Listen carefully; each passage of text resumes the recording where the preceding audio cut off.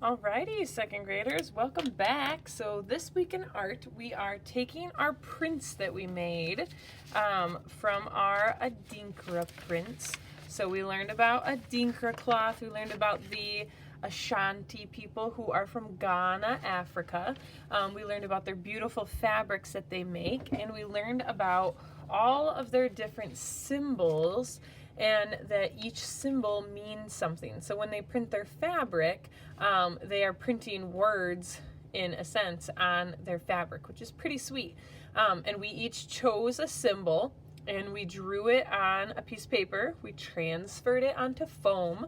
And then last week we colored with markers on that foam, and using a baby wipe, we printed it onto paper.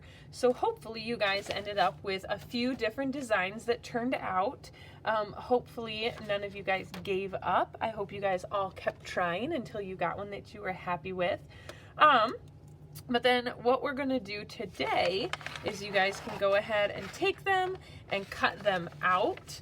And then if you have extra paper at home, maybe you have like newspaper or wrapping paper, or maybe somebody in your family does like crafts or scrapbooking, and you have some extra paper laying around, you can go ahead and take that. And I like to glue just one of my favorite symbols in the middle of a piece of paper like this. And then I like to decorate around it. So usually what I'll do, in printmaking, typically your name is signed right under your print. So usually you sign it, so instead of signing it like way over here in a corner, you actually usually sign it right under here. And usually this is where you will title it as well. So if you remember what your symbol was, you can write its meaning if you'd like. So mine is cooperation. And I'm going to put it in quotes so that I remember that it's my title. So that is how you title and sign when you're doing printmaking, which is what we're doing here. That's when you do the same design, but you print it over and over in many different ways. And that's exactly what we did, right? I have the same symbol that I printed again and again and again. So then I glued it onto this black piece of paper. Then if you want to be done, you can. If that is what you like, that is just fine.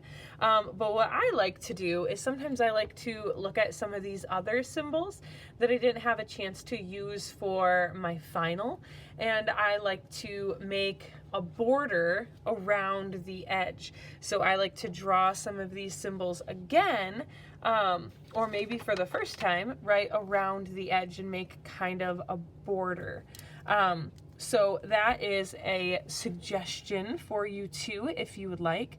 Because I know that sometimes it was really, I know for my second graders here at school, it was really hard for them to only choose one symbol to use for their project. They had many, many, many favorites.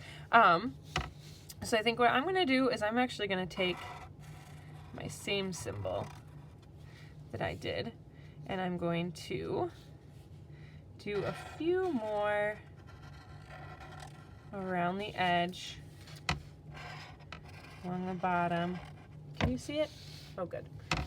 I'm using silver Sharpie because I chose black paper, and I thought that these silver Sharpies would be kind of fun to use for this project. So I could keep going around. I could do another symbol inside here. I'm trying to find the one that I was thinking about earlier today. I used it for a different example maybe last year, and it's one that I really think is a lot of fun to draw. But anyways, I won't make you guys sit here and watch me draw forever. You guys are probably excited to take your prints and finish your projects as well. So I'm gonna go ahead and keep going around the border of this picture, and I hope that you guys enjoy finishing yours as well. So go ahead and take a picture, send it to me, show me what you made, how you finished your printmaking project in your first African project. And then next week we are going to study a different type of African art.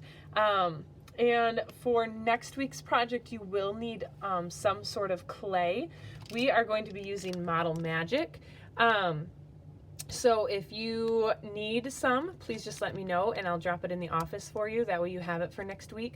Otherwise, I have seen it sold at Dollar General, Family Dollar, Walmart, Meijer, Michael's, Joann's, Hobby Lobby. It's a pretty common art material. And as you can see, I only buy the 1 ounce size, which is a really small packet, but it seems really small, but it actually can make a pretty big project. And I always buy white so that we can paint it.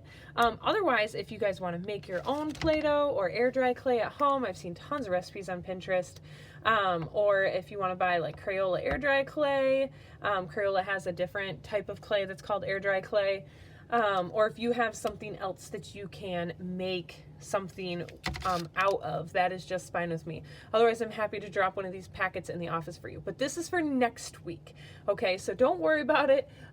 You don't have to worry about it too much right now. I just kind of wanted to give you a heads up so that you know what to plan for February 18.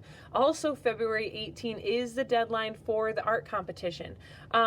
So if you were planning on entering that, make sure that you guys get your submissions either to the office or to the Fremont Arts Place yourself by February 18 if you are still interested in that. And if you're not sure what I'm talking about, please go back in the Maven cards or go to the NCCA Arts Place, and their competitions are on the website.